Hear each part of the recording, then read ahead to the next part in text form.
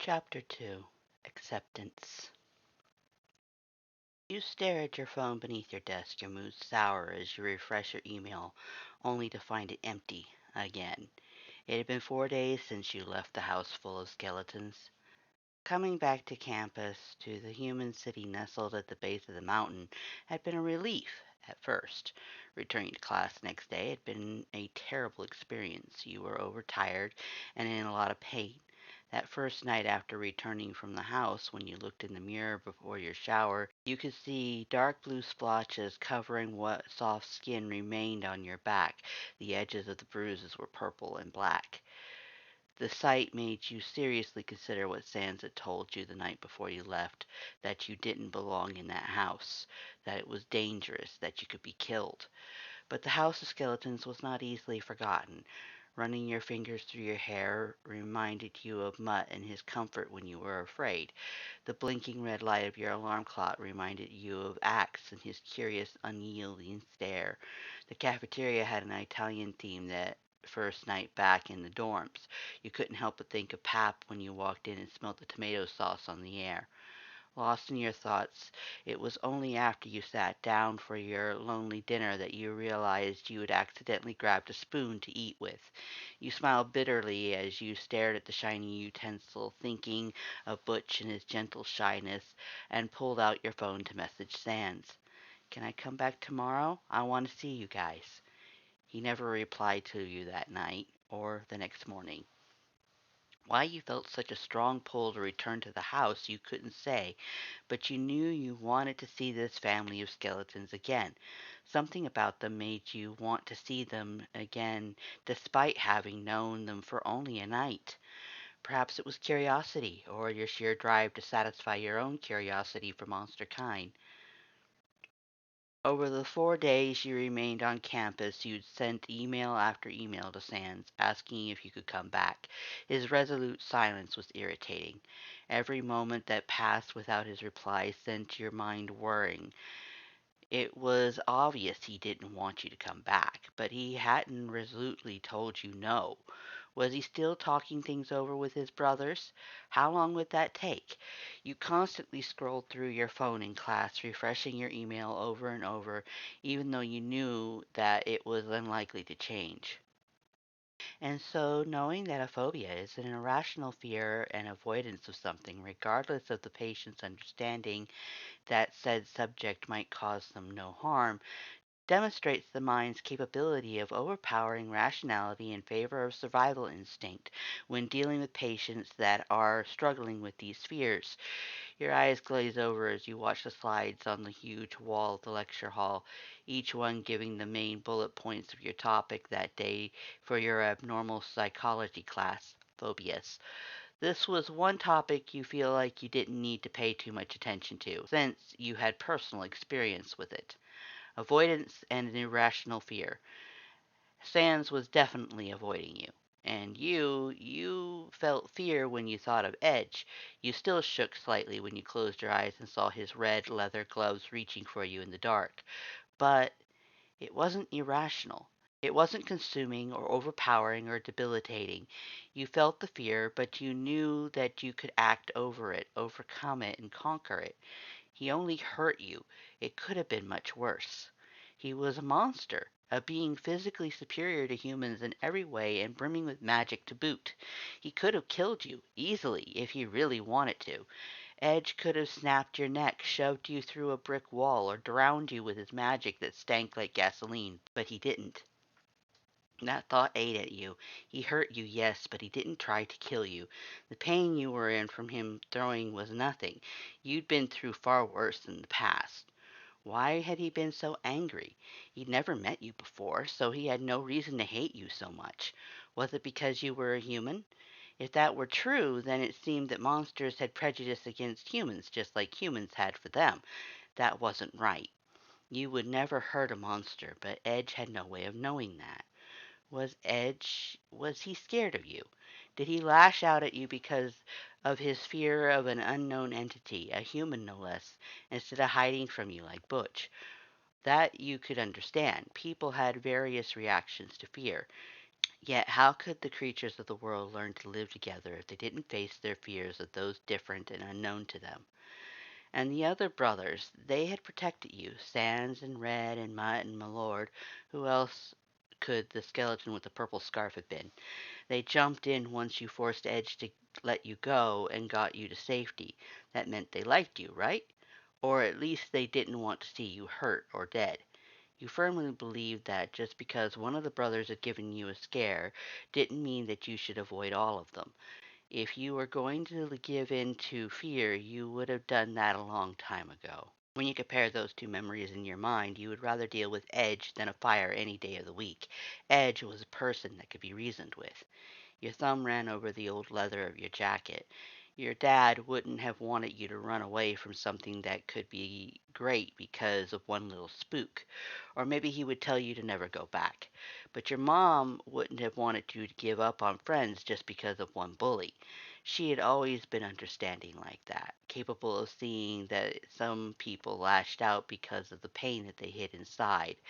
It was a lesson she tried her very hardest to teach you, that helping others when they needed someone was a way to create a lifelong friend. Because that's what you thought of at least half the brothers. They were your friends. You'd only known them a day, but they'd grown on you so much. Mutt was kind, Axe was weird, Paps was loud, and Butch was shy. But you cared about them. Not knowing if you were ever going to see them again hurt more than the bruises on your back. It was time that you did something about that. The professor of your abnormal psych lecture, a stern-looking middle-aged woman in glasses, dismissed you. As you grabbed your backpack and slung it over your shoulders, you winced as the heavy books knocked against your bruises. You had one day out of the week where classes ended before noon. One day that you could make it out to Mount Ebbitt, have more than enough time to visit, and get back before the buses stopped running. That day was a Friday. The weekend was for studying. You'll be damned before you let your grades fall. Before heading to the bus stop, you stopped by your dorm room to make sure you had all of your homework with you and a change of clothes, just in case you got stuck out there again and had to spend the night. It wasn't ideal. You remembered Mutt telling you that Edge didn't work on the weekends, and you were terrified of meeting Edge again. But you were determined to get that job, determined to, at some point, face Edge again and start over. You'd already turned down interviews from other positions that you'd found before the groundskeeping ad. You weren't going to let this opportunity go until Sans ripped it out from under you. You straightened your purple sweater dress, pulled up your black stockings, and zipped your leather jacket. You grabbed the large box of cupcakes you'd made the night before off your desk and carefully balanced it on one hand to lock the door to your dorm room. You hadn't forgotten your promise to Papyrus or your secret promise to Butch. You intended to keep them both. You had never broken a promise before, and you weren't going to start now. Some freshmen in the common areas approached you hopefully after recognizing that you had food. When you declined to share, they asked where the party was at. It's for my employers. Sorry. You smiled warmly at them in apology, and they begrudgingly dispersed. Your backpack hung heavy and somewhat painfully on your shoulders as you waited outside the cold for your bus. Other passengers gave you strange looks because of the large box you brought on, but you ignored them. Determination was boiling in your gut, and you could care less what some strangers thought. You would get that job today, one way or another. At the very least, you would keep your promise to your friends. 2 hours later on the bus, and you were hiking up the snowy road towards the reflective green sign bearing the number 66. Each step was taken in care so not to tilt the box cradled in your arms and ruin all your hard work. Then again, you giggled to yourself as you made your way up the snowy drive. You had the feeling that Axe would just lick all the frosting off the box anyways. With the front door so close, you felt your nerves stirring up again to test your resolve. What if the brothers didn't want to see you? What if Sans got angry and kicked you out before you could get a word in? What if Red was the one to answer the door, already angry at the sight of you and leaking his smoky magic? Taking a deep breath, you reached out to knock. The door opened before you could even touch it. Mutt stood in the entryway, an unlit cigarette hanging limp between his sharp teeth, staring at you. Robin? His raspy voice leaked surprised as his red eye lights darted towards the box in your arms. I thought I heard, but You weren't coming back. Sans said you weren't, not after. Well, he never told me about that. You smiled and cradled the box to your chest. Besides, I couldn't not come back. I made a promise to bring cake, remember? I keep my promises. Mutt stepped back and allowed you into the entryway. His red eyelights watched you all the while. The tip of his cigarette made small circles as he seemingly tongued at the butt of the black stick. You gave him a box of cupcakes to hold while you took off your boots and draped your leather jacket over the heavy backpack you dropped on the floor. Your shoulders ached in their relief from the weight. You jumped as you looked up from your things. Axe was standing too close in your personal space. When the hell did he step into the entryway? With a vacant grin stretched across his skull. Rather than being creeped out, you were excited to see him again. Okay, you were still a little creeped out by the intensity of his one-lighted gaze, but it didn't bother you as much as it first did. Hey, Axe, you should go get Butch. I brought cake for everyone. I'll bring it to the kitchen, okay? Axe's vacant smile widened and he vanished in a blink of an eye, leaving only the scent of iron behind. How the hell did he do that? It had to be magic. There was no other explanation. Was Axe now invisible? Is that how he could sneak up on you so thoroughly? You took the box from Mutt, who looked as dumbstruck as you felt, and made your way to the pristine kitchen. Papyrus was not there, which surprised you. Then again, it would be weird if he spent all his time in the kitchen. You set the box down on the vast dining table and turned to see Axe and Butch standing close behind you. The lights in their sockets danced with excitement, and the air about them had an oddly sweet and metallic scent to it. Mutt meandered in from the hall and was staring at you as he leaned against the kitchen's archway, still with that shocked look on his skull. Humming to yourself, you opened the box and presented your beautifully made cupcakes to your small audience. 2 dozen handmade treats, enough for each brother to have 3, if they all wanted them. You silently handed Axe and Butch a cake and watched them, your eyes widening as they opened their jaws to devour the treats whole.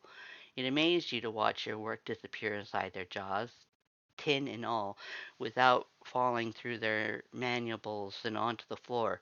You wondered where it could have possibly gone. Did skeletons have some kind of invisible stomach?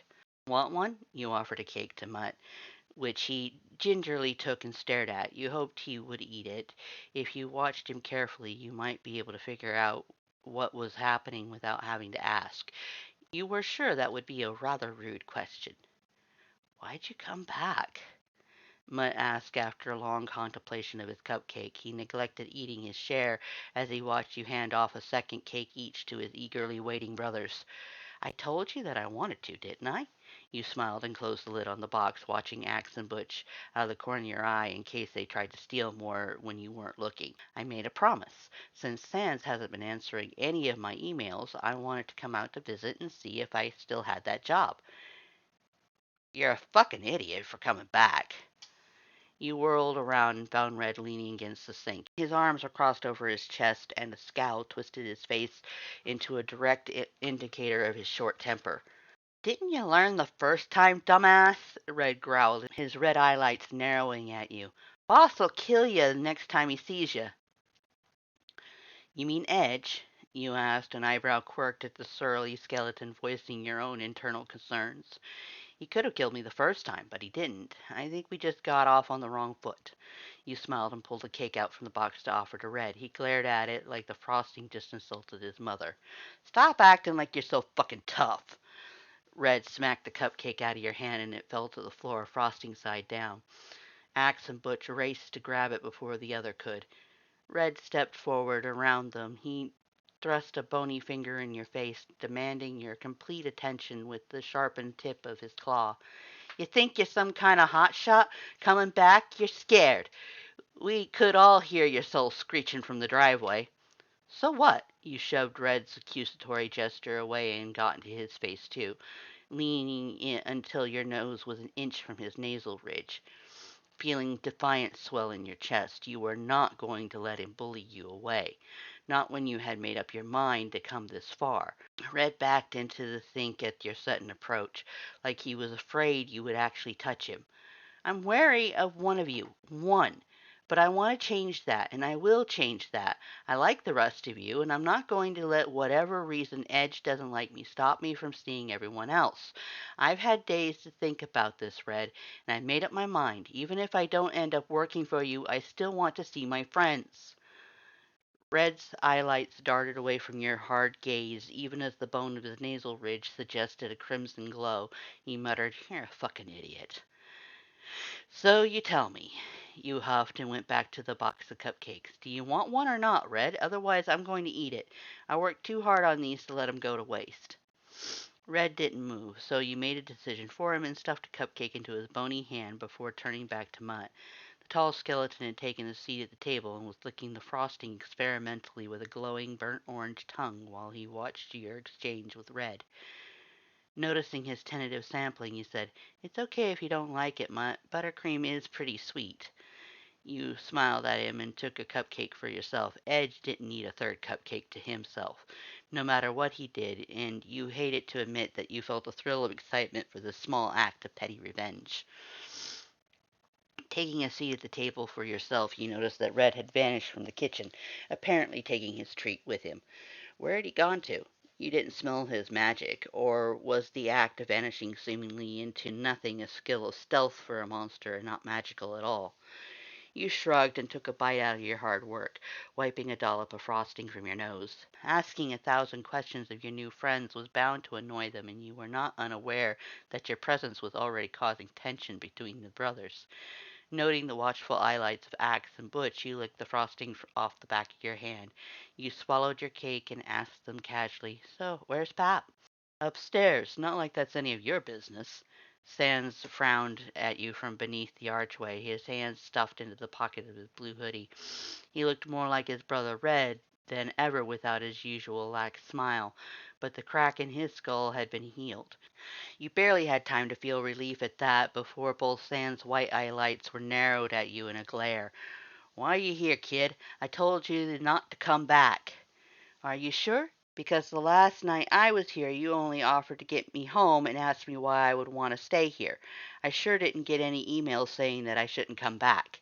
You shrugged and took another bite of cupcake. The red velvet stained your lips as you internally bristled at Sans.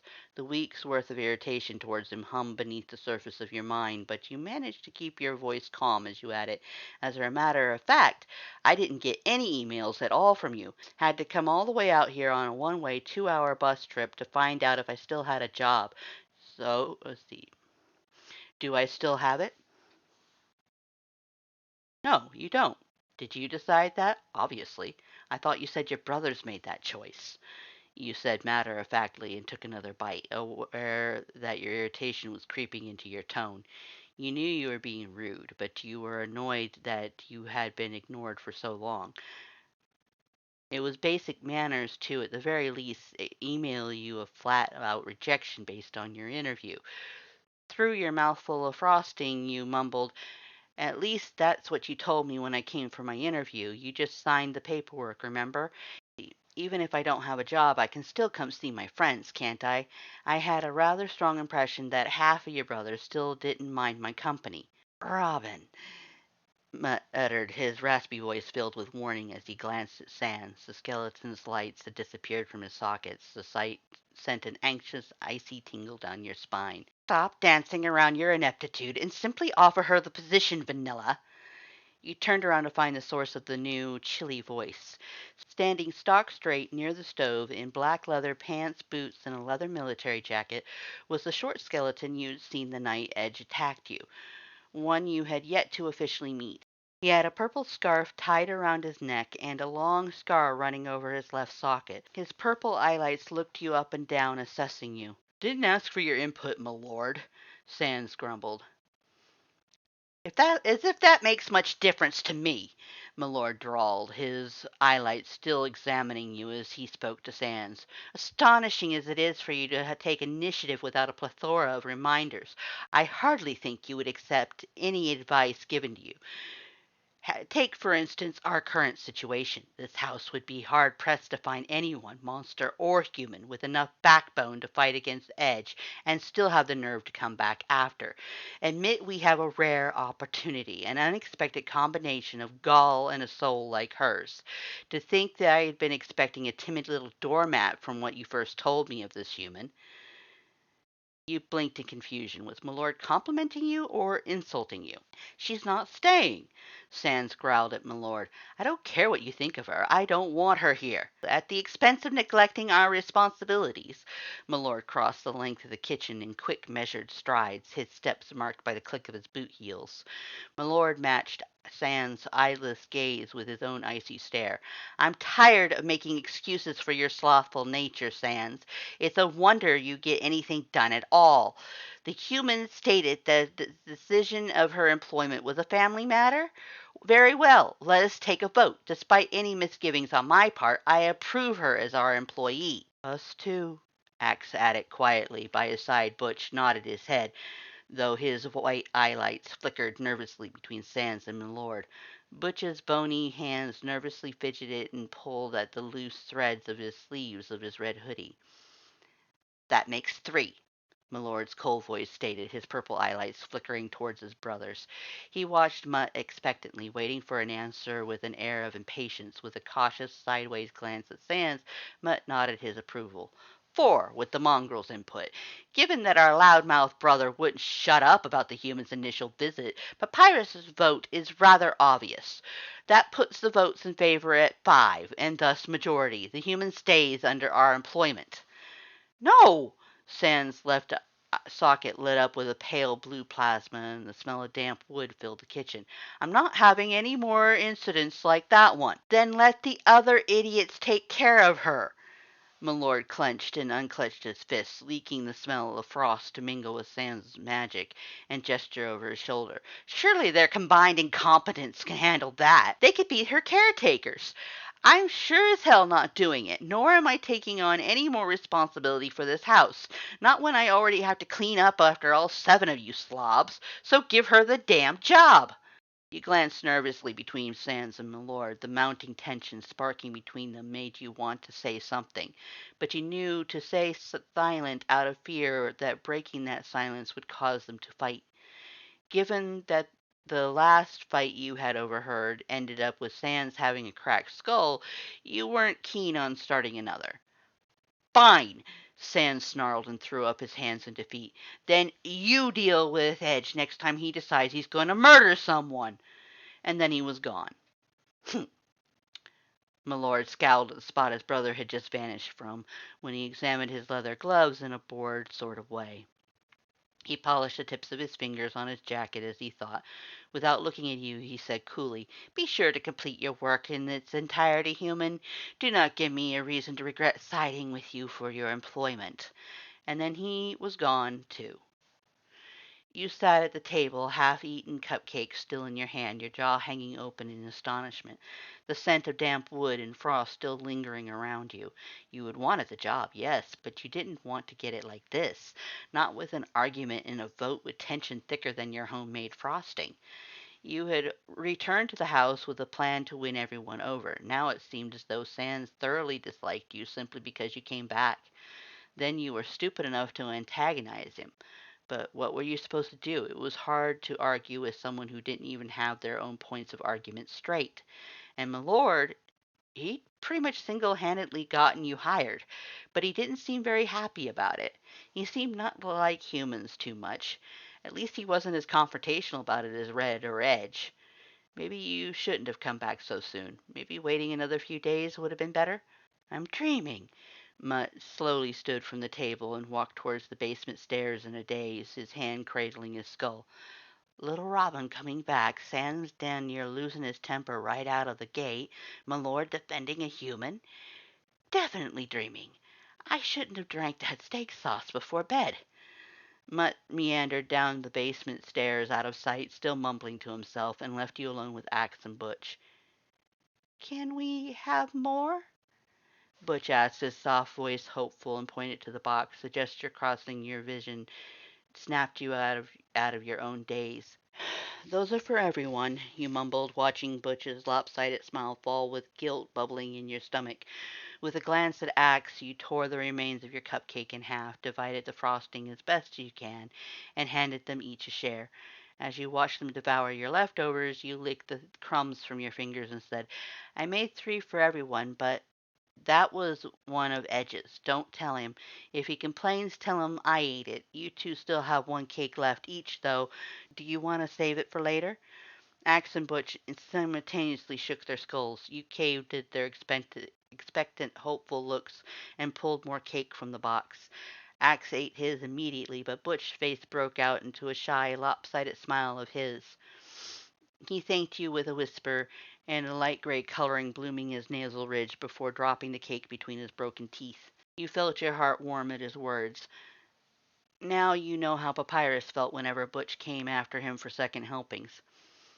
Maybe if they're not all gone by midnight, when then you two can divide what's left between you, so none of them go to waste. Is that okay?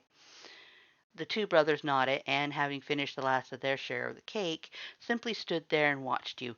Time passed in silence. The longer nobody said anything, the more their unyielding gazes made you slightly uncomfortable. Axe seemed to be simply odd like that, if your last visit was anything to go by. Butch seemed to take after him. Why did they watch you like that?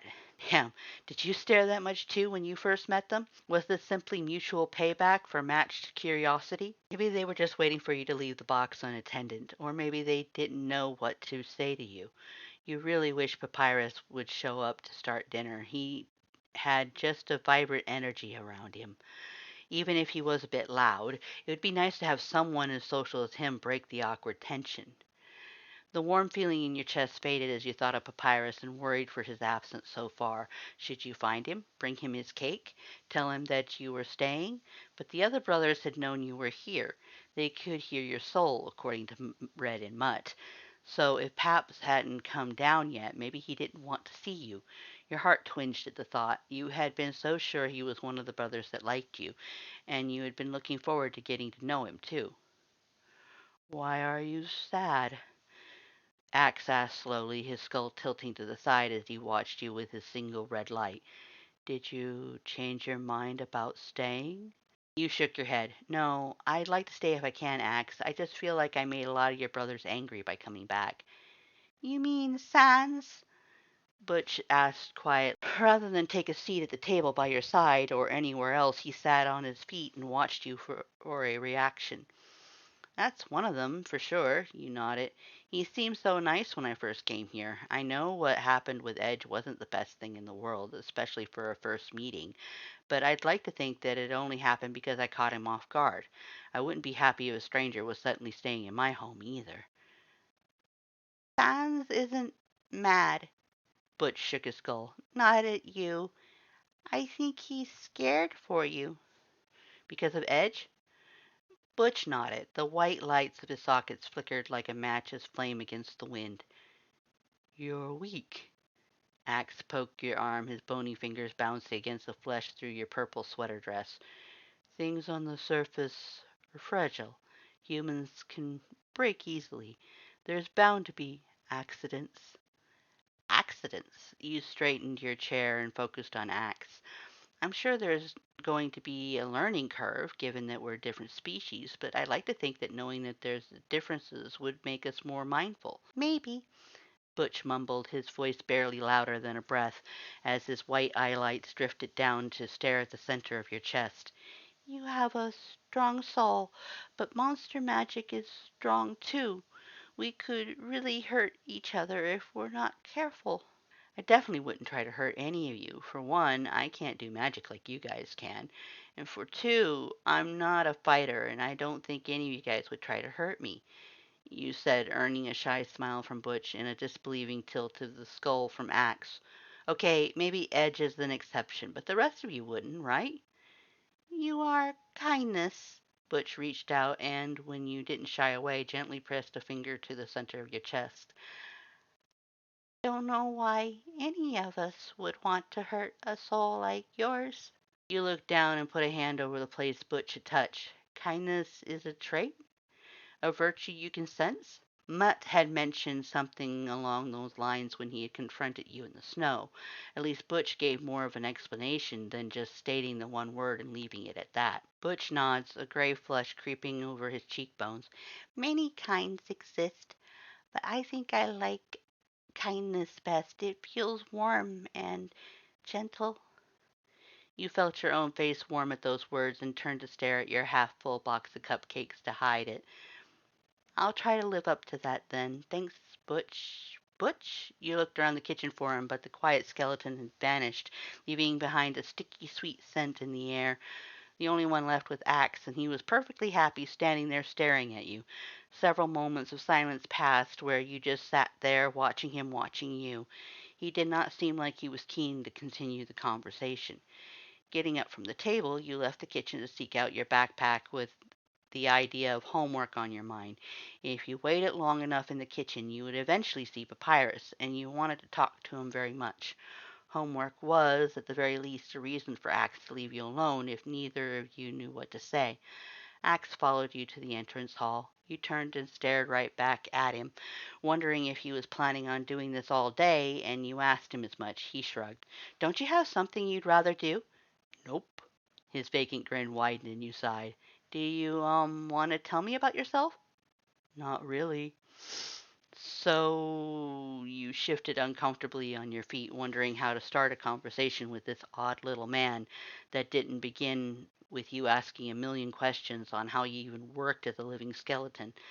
So, am I the first human you've met? Do you, want to ask anything about me? I don't mind answering questions, especially since you were nice enough to vote on getting me to stay. Axe's grin widened further. With the fluctuating size of his red eyelight, he looked almost manic. I'll find out about you soon enough. Okay. One thing was certain, you would not be able to concentrate on homework if Axe was going to stare at you while you studied. But you didn't want to sit around and do nothing. It was honestly really creepy that Axe seemed to want to learn about you solely through observation rather than having a conversation. Well, can you show me where the shovels are? You asked, a hand on your hip as you tried to exude confidence. If you couldn't do schoolwork, then you were at least going to start your job duties. Milord had argued for you, and despite his condescending tone, you owed him that much. Yes. You stared at Axe, waiting for him to move. When he didn't, you asked, will you show me now? Yes. Axe reached out and took your hand, and you felt a compressing darkness surround you. You couldn't move or breathe. You appeared in the backyard by the shed where you talked with Mutt, standing ankle deep in snow in your stockings and enveloped in the scent of iron. Axe! Your hands flew up to your arms, already feeling the sharp bite of winter air despite the sweater dress. What the fuck was that? I meant walk me there. Take me back. Take me back. Okay. And then you were standing in the entryway, your feet covered in thickly melting snow. Okay, what the actual hell was that? You asked, your voice high and squeaky as you tried to shake that feeling of full body pressure, like being sucked through a straw, along with the smell of iron clinging stubbornly to your nose. Outside? Axe asked, his smile tight and his skull tilted. You weren't very familiar with skeletal expressions, but you could swear that somehow Axe's face had amusement written all over it. No, I mean how we got there. You wrapped your arms around yourself, shivering. It wasn't entirely from the cold. Axe's grin fell. The red light of his left socket flickered in a curious way he examined you. Called a shortcut. A what? You asked, considering him. Shortcut. My brothers and I can use magic to travel from one place to another without walking. You stared at Axe in disbelief. Did this guy seriously just tell you that monsters could teleport? Yet you were inclined to believe him. There were already moments in the brief time that you'd been here that you'd seen Sans or Butch disappear right in front of you, or where Mutt or Axe appeared right behind you. You thought they were turning invisible or even doing some other kind of stealthy trick, but wasn't teleportation just as likely as an explanation? Hell, monsters could use magic. Magic could be capable of anything. Come to think of it, that must have been how Sans first met you. You hadn't seen any of his footprints in the snow before you were shaking his hand. Damn it, Axe, you groaned, reluctantly accepting this new fact of teleporting skeletons in your life, as you dug through your backpack in search of a pair of dry stockings. I didn't mean now like that, if you were planning on shortcutting me anywhere.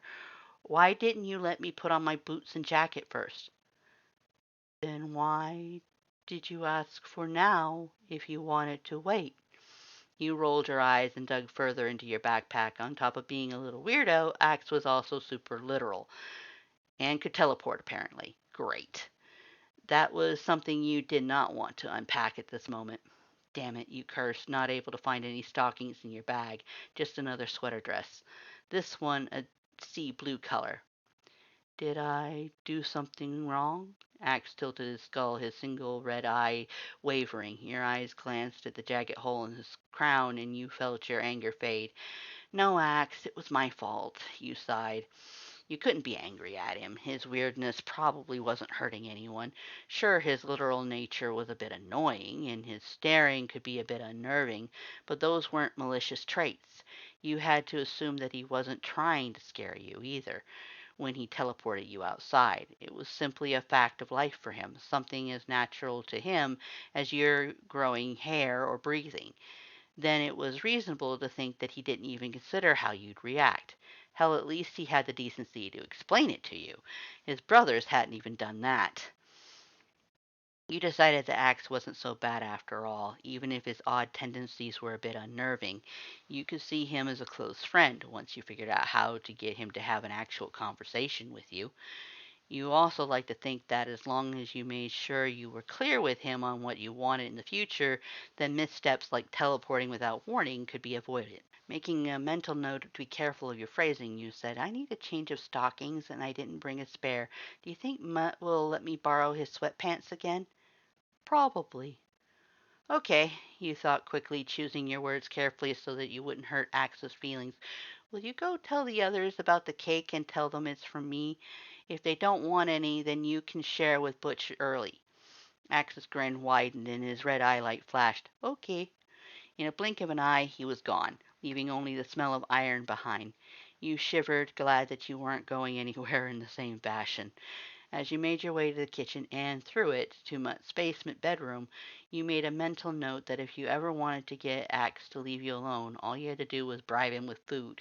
He seemed to be pretty fixated on it.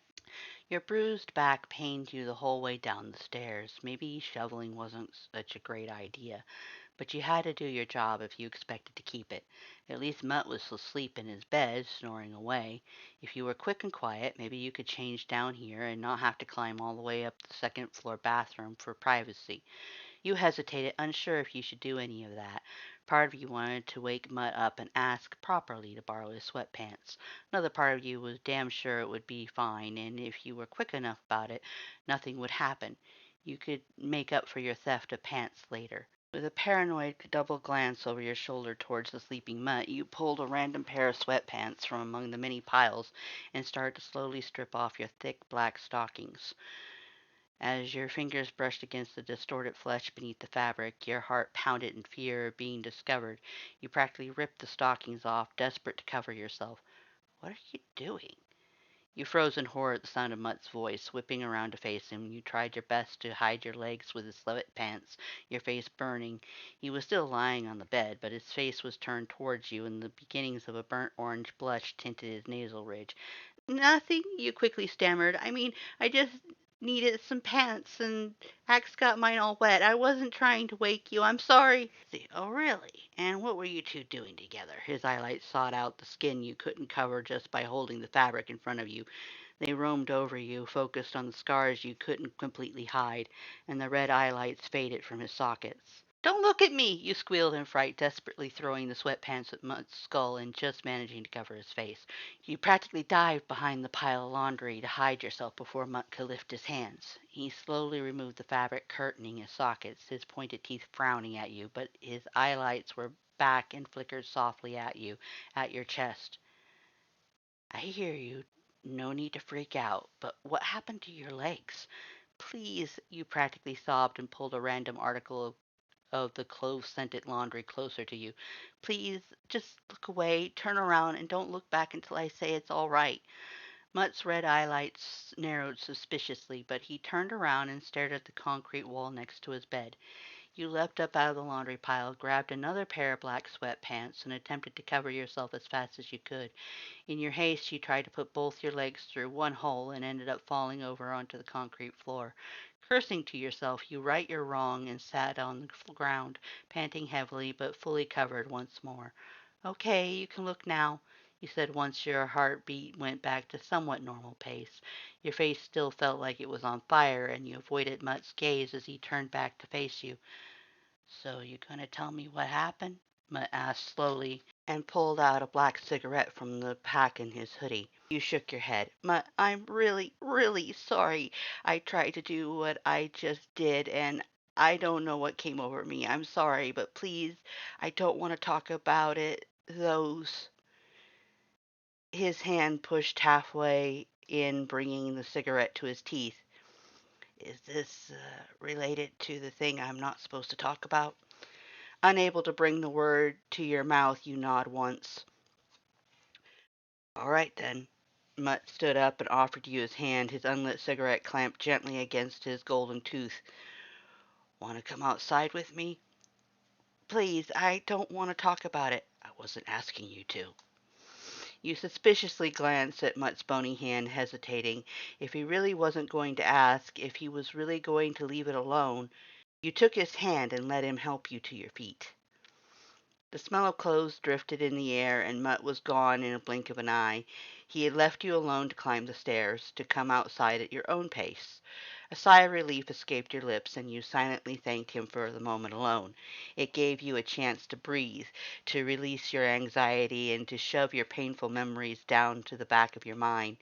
He hadn't even pulled you into a shortcut like Axe had.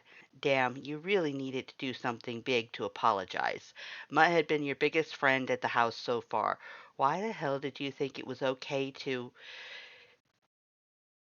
The kitchen was empty when you finally reached it, though the box containing your cupcakes had been ripped apart, or eaten, by the look of how little cardboard was left of the big box. A small smile tugged at your cheeks. Butch and Axe seemed to have enjoyed them. You hoped Papyrus had gotten to try at least one. Even if he didn't, you thought as you pulled on your coat and boots and stuffed the extra sweatpant material into them, you supposedly live here now. If the brothers wanted you to, you could bake for them every day. Pap could try as many different kinds of human desserts as he wanted, as long as he let you try his monster food. Axe and Butch would probably be delighted to eat anything that was left over. Mutt didn't say anything to you once you came outside. All he did was give you a polite nod of acknowledgement. Since you also had nothing to say either, you trudged through the snow to the shed out back and dug around for a shovel. You didn't know what to say to him, if there was anything more to say at this moment. So you did your best to do the job you were given in hopes that working hard would show him you felt remorse. He watched you the entire time you moved the snow from the winding drive, smoking cigarette after black cigarette, letting the purple smoke leak from his mouth and eye sockets instead of blowing it away. You really underestimated how long it would take you to shovel the length of the drive. Since you didn't know where the edges were, you kept finding yourself shoveling over dirt and having to backtrack along the pavement to map out the curving path based on the clearing of trees. It didn't help that there were mounds of leaf litter covering the frozen asphalt. You definitely had your work cut out for you. This place was going to be quite the project come spring. Though you had arrived at the house just after midday, the sky was already starting to darken, and you weren't even halfway done. Wiping the sweat from your brow, you returned to the door. Mutt was still standing there in his orange socks, watching you quietly. No, he wasn't. You couldn't believe it, but Mutt had fallen asleep standing up and was snoozing against the wall. Another brother had joined him on the step, and this one really was watching you. Hey, my lord, you panted as you dragged the shovel behind you. Your bruised back was killing you.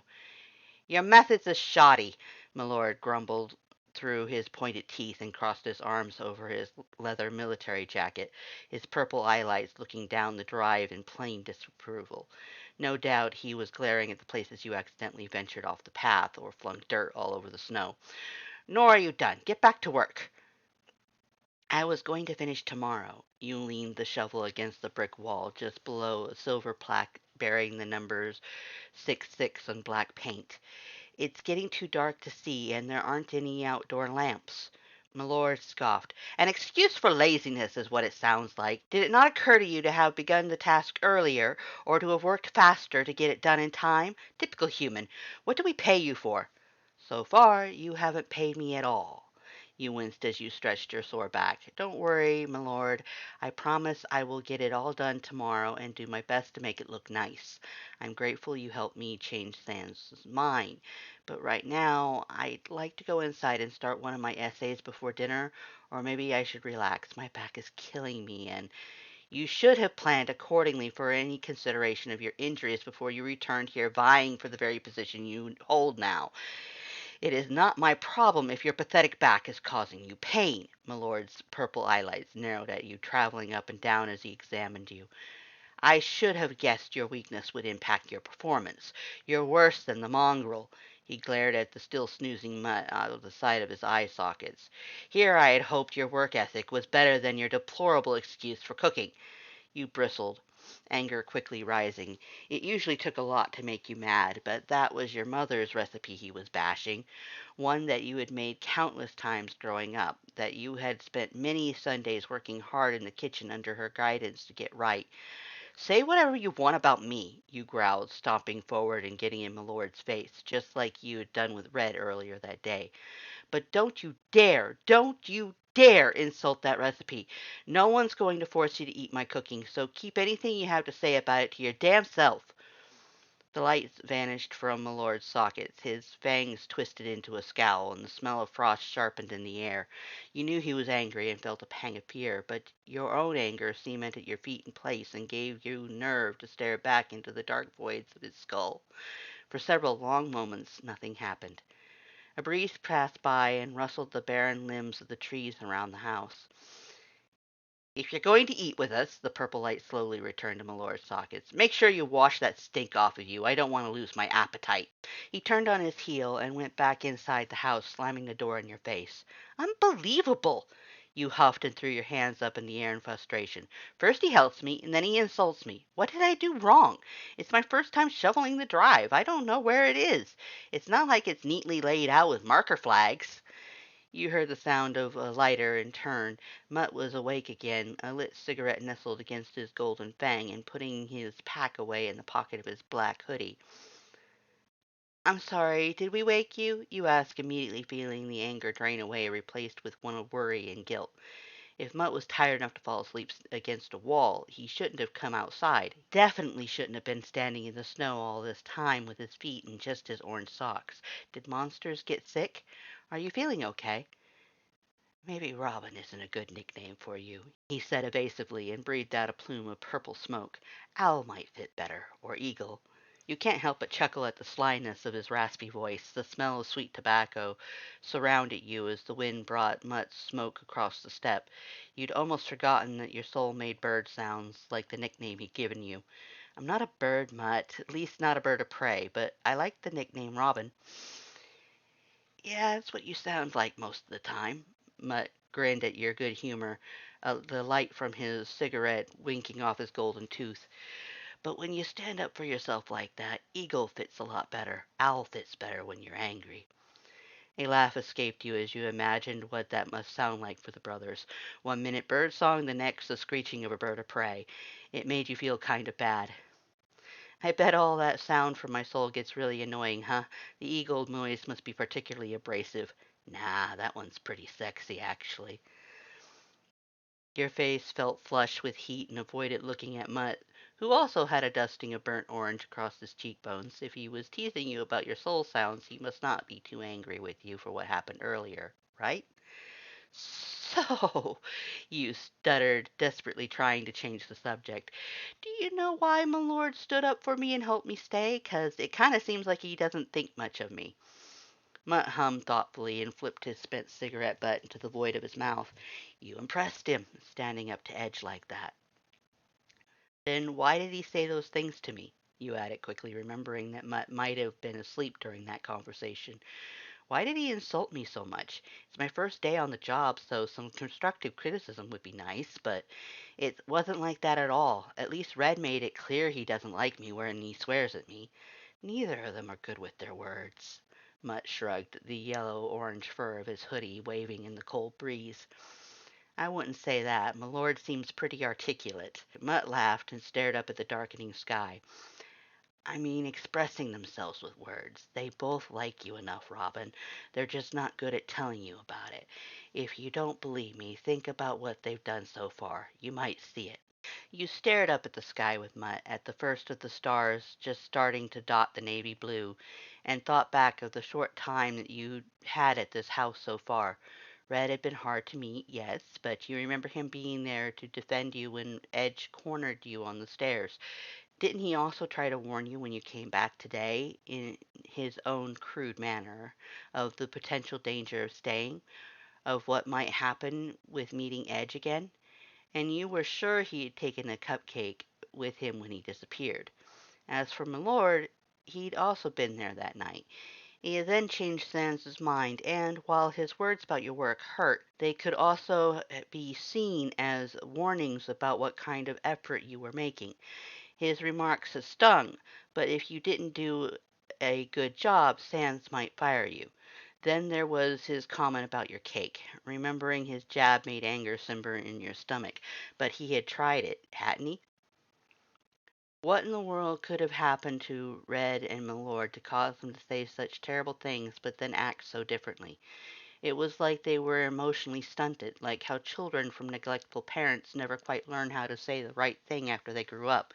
Even though they tried so hard to be kind in their own way, it just never came out right. Your hand drifted down and picked at the black fabric over your legs. It should have been so obvious to you. How had you not realized it before? These monsters were hiding scars, just like you. Some might have visible ones, but you knew that there were emotional ones there too that you had only glimpsed, like Axe's obsession with not wasting food. There had to be a reason for that. It was easy to guess that, just like you, these scars were not something they wanted to talk about. But you knew that all it took was one person willing to try that could change everything. Thank you for your insight, Mutt. I'm going to see if Pap is starting dinner. You turned towards the door, your hand on the brass handle. He might need some help if he's cooking for 9 now.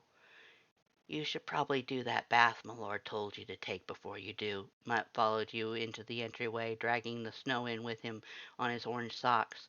He's pretty serious when it comes to hygiene. Do I really smell that bad? You asked, raising your purple sleeve to sniff. Hold on, can skeletons even smell? Of course we can. Mutt rolled his eyelids indignantly. Why wouldn't we be able to? You opened your mouth to tell Mutt that he had no nose, but then shut it. As far as you knew, they didn't have stomachs either, or lungs, but they still ate, and in Mutt's case, smoked.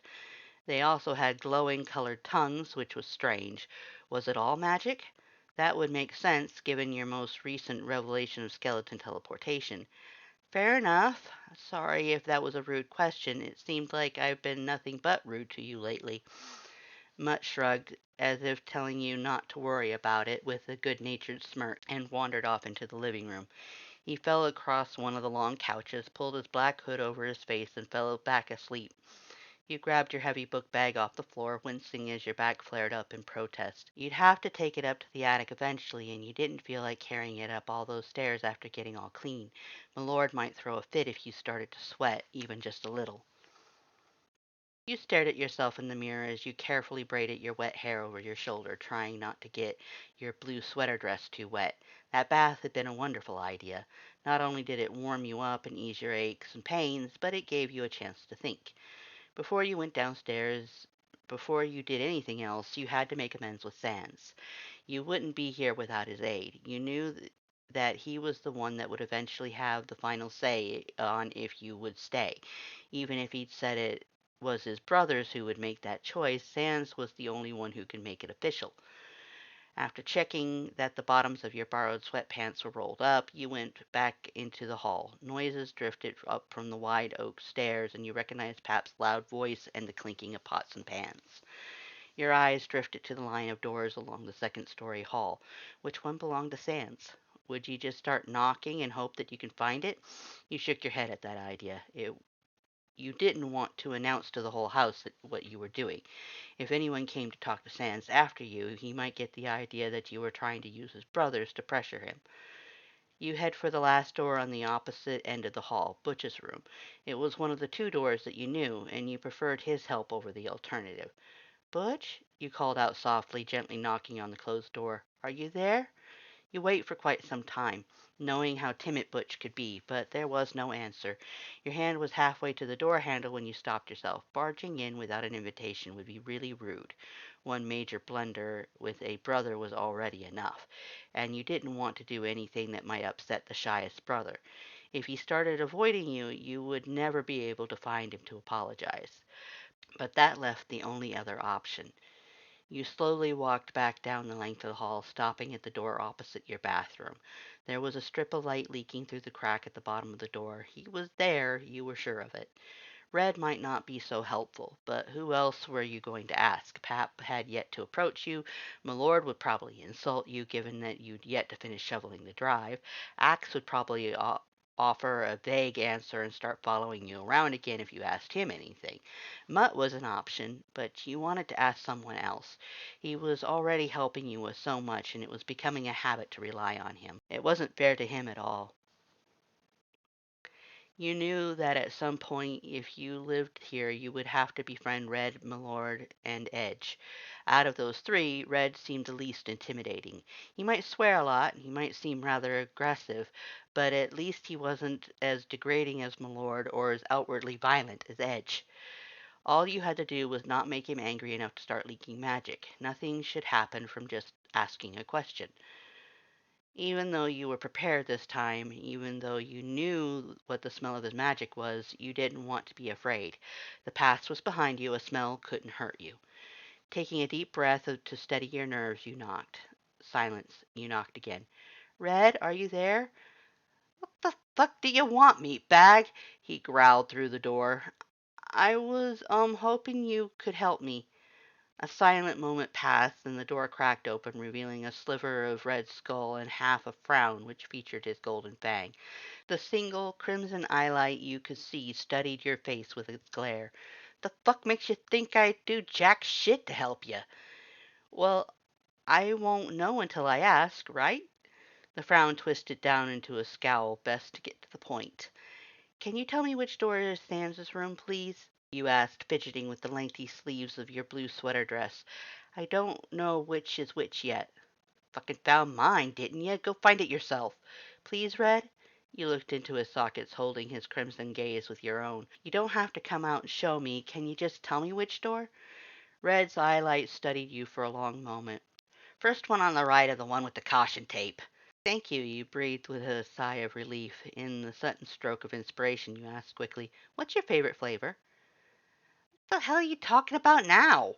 Red opened the door slightly, the bone of his brow furrowed with confusion. You know, like cake. It doesn't have to be that. I can make all kinds of desserts. What's your favorite kind? Red scowled at you, his crimson lights narrowing dangerously. The fuck you think you're playing at, human? The rising anger in his voice was clear. Your heart leapt into your throat and you fought the urge to take a step back. Nothing. I just wanted to do something nice for you helping me, that's all. Like hell, he yelled, his face flushed with crimson. You think I'm stupid?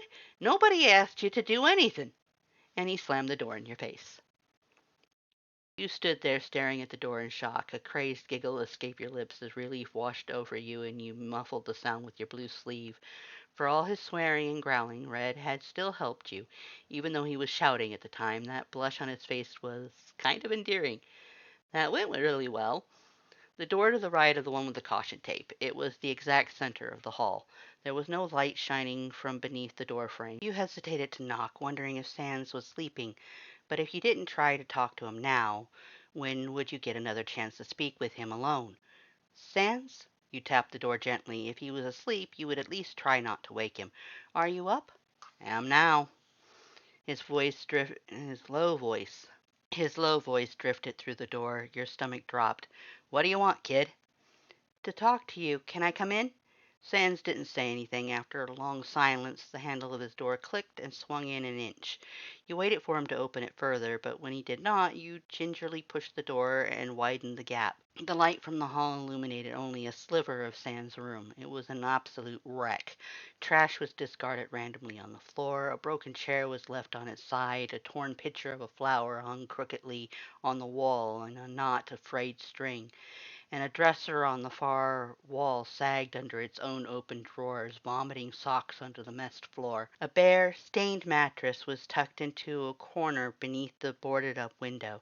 Sans laid on that mattress, his arm draped over his face and his blue hood pulled over his skull. Did he have a headache left over from his healed injury? Is that why he shielded himself from the light? You tiptoed your way around the trash, making sure to shut the door enough to leave Sans in darkness, but also giving yourself enough light to see by. I wanted to thank you, you said softly, trying to be mindful if he was dealing with a headache, and sat by his bed in a small, clear spot on the floor. For what? Sans mumbled. You eyed the smile back on his face, but it was cold and without any of the humor it held when you first met. A mask, not a true expression. For giving me a chance.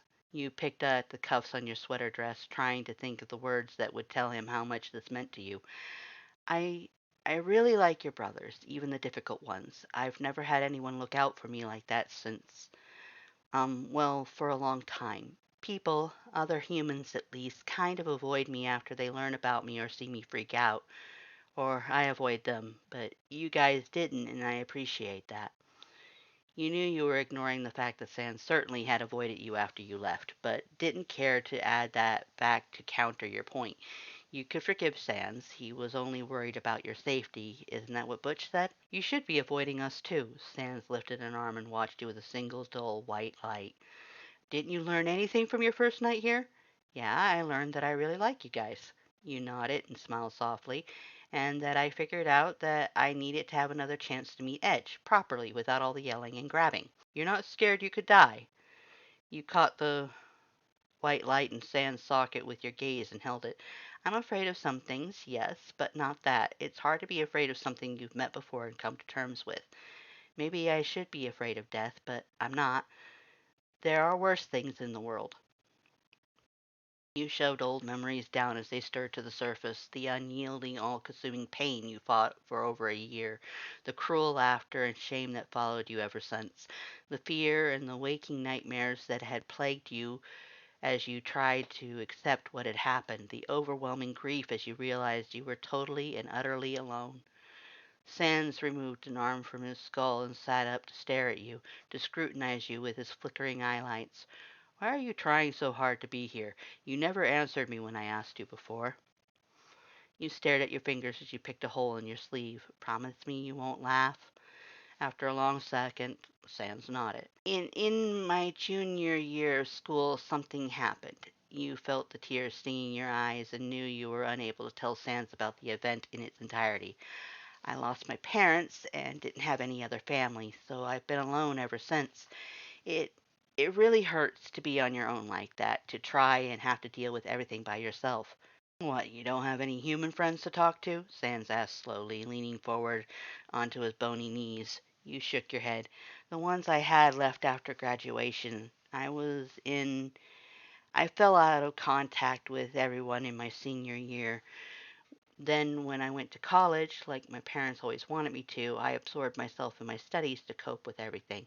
I had my therapist for a while before the money from my parents' life insurance ran out, but other than that, no one. Pain, like a knife, twisted in your chest as you recalled the unyielding solitude. I know it seems crazy. You wiped your eyes with the back of your sleeve. I know it seems stupid since I barely know you guys, but I already really care about you. I know that doesn't make sense, but you're the first people I've had that noticed me, that didn't run away when I screamed. You gave me a chance for a new kind of home, Sans. Your brothers fought for me and made me feel like I mattered. I want to think of you as my friends. I want to think that you could also be my new family. Maybe. I don't know. I know that sounds like way too much when I say it out loud. You pressed the palm of your hands to keep yourself from crying and to hide your burning face. You were unsuccessful in both attempts, and that made your shame worse. You hated being this vulnerable. Sans sighed and gently touched your arm, offering you a sock from the edge of his bed. You took it gratefully, not caring if it was dirty or not, and wiped your wet face. I guess this house is big enough for one more broken soul. Your watering eyes snapped up to search Sans face, but there was nothing on his skull except a soft smile, a genuine one, and his flickering white eyelids. I can stay? Thought my lord already made that clear. Sans shrugged. But if you're asking me if I'm fine with it, I guess. You know what you're getting into at this point. If you haven't learned by now, I doubt I can convince you otherwise. You're too stubborn. You jumped to your knees and pulled Sans into a crushing hug. His acceptance made you feel like, for the first time, you could hear your soul sing. Thank you, your wobbly voice whispered into the side of Sans' skull. The white fur of his hood tickled your runny nose, and you smiled. Thank you so much, Sans. I promise I'll do my job well and do everything I can to make all of you happy. Sans hesitated, then gently pat your back. No bones about it, kid, but don't make promises you can't keep. You laughed and kissed the side of his jaw. I always keep my promises. You'll see. The cold water from the bathroom sink felt good on your hot face. A smile stretched your warm cheeks, your sink, your bathroom, your attic loft. A laugh bubbled its way out of you, buoyed up by the joy of overflowing from your chest. You were staying, officially staying. Everyone wanted you here. Edge might not realize that yet, but you were going to work hard to change his mind. You bounced down the stairs and into the kitchen, drawn by the wonderful smells of basil and tomato sauce drifting from the entrance hall. It smells amazing in here, Pap. Axe and Butch glanced at you from their seats at the kitchen table, then turned back to watch Papyrus cook. At the stove, Pap stiffened as you approached his side. Oh, hello, human, he said rigidly and moved away from you to the counter to chop up garlic. Do you want some help? You asked, not deterred by his cold demeanor, and followed him. You knew he couldn't be like that normally. He'd been so warm and excitable when he first met you, and was the first to ask if you could stay. You had a strong feeling of what was on his mind. Pap's knife was a blur on the cutting board. You make sure to stay just far enough away to not get pelted by flying food.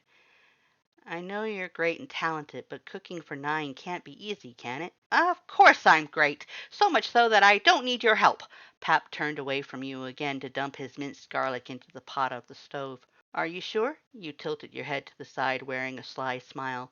I would love to have some cooking lessons from the great Papyrus, since Sans and my lord agreed that I could live here. I'd like to do my part to help out around the house. Papyrus jumped and dropped the cutting board into the pot of sauce. He whirled to face you, his white eyelights wide. Sans said you could stay. You nodded, grinning. Yep, just talked to him myself. You still want me here too, right? Papyrus glanced at the table at his two patiently waiting brothers, then back at you. Something in him seemed to break because he grinned broadly and scooped you up in a bone-crushing hug. I knew it! I knew he wouldn't make you leave! Pap shouted happily, picking you up and waving your body back and forth. Is that why you've been avoiding me? You choked out against his hug, the bruises on your back crying out from the pressure. Well, Pap set you back on the floor, an orange blush creeping across your cheekbones. He scratched the side of his skull with his red mitten and admitted sheepishly, I like you, human, and if you were never going to come back, I didn't want to get too attached to you. Too bad for you. You smiled up at him. I'm already attached to you guys. I was going to come back and visit every day, no matter if Sans wanted me to or not. The blush on Pap's cheekbones deepened, and he resolutely turned back to the bubbling sauce on the stove. Sans said okay? A quiet, hopeful voice asked. Butch had perked his head up at you, and Axe was watching you. Yep. Your smile widened, and you knew you'd made the right choice in talking to Sans. Despite Milord's actions and verbal posturing, it was obvious from Pap and Butch's reaction that Sans ran the house. I'd like to move in tomorrow if you all don't mind. I want to spend the night again so I can finish up the driveway in the morning. Of course you can stay, but if you still want to help me cook, human, I need an onion from the fridge. Papyrus was focused entirely on the pot of sauce and trying to fish out the cutting board without dirtying his mittens. It was not going well. You walked over and reached in for him, pulling it out with only a small amount of sauce dripping from your fingertips. I'll get it. Axe stood up from the table, but Papyrus quickly whirled around. You stay right there. You're not allowed near the fridge, you little weasel, as you very well know. Why is that? You asked as you washed the board in the sink, earning a dismayed look from Butch. Axe was too busy being forced back into his chair by Papyrus to notice you had washed the sauce down the drain. Sarcastically, you asked, Does he eat everything he sees? Of course he does. Pap tapped his foot irritably at Axe, watching to make sure he didn't move from his seat. He destroyed the last fridge we had because Red knocked over the milk, completely ripped it apart. He even took a few bites out of the shelves. Your thought made you pause. No, that couldn't be accurate. Papyrus was just exaggerating, though his indignity about past spilled milk brought your mind back to the ripped up cupcake box. You suppressed a snort of laughter, then a creeping realization hit you. Papyrus might not be literal that you knew of, but his brother was. Axe, did you tell everyone about the cupcakes I brought? Axe slowly turned to look at you with his red eye light. You said others. Yes, your other brothers. I thought you meant the other cakes. You glared at him and put your hands on your hips. You know perfectly well I meant your brothers. I told Papyrus I would bring him something next time I visited. I made extra cupcakes to share. I did share with Butch. Axe smiled at the shy skeleton who looked away from you with a gray blush on his cheekbones. You brought cupcakes? Papyrus stopped the irate tapping of his foot to look at you. For me? Of course I did. I promised you I'd bring some, didn't I? You huffed, upset that Axe had thwarted your attempt to keep a promise, and grabbed the onion from the silver fridge. It sounds like you didn't get any, though. Sorry, Pap. I'll make more so that you have plenty of chances. Do you have a favorite in mind? I do take requests.